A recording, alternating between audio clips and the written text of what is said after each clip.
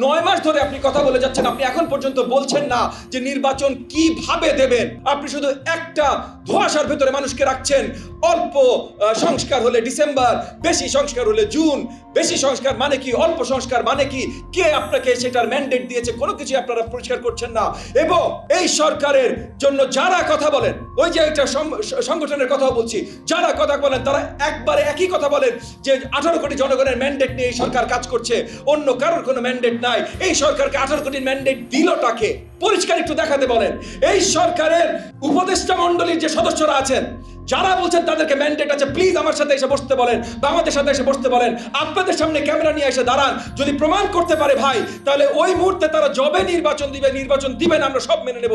কারণ নির্বাচন মানেই 18 কোটি জনগণের ম্যান্ডেট। যতক্ষণ পর্যন্ত 18 কোটি জনগণের ম্যান্ডেট আপনি নেন নাই, মানে নির্বাচন আপনি দেন নাই, ততক্ষণ পর্যন্ত কোনো কিছু করার আপনার কোনো ম্যান্ডেট নাই।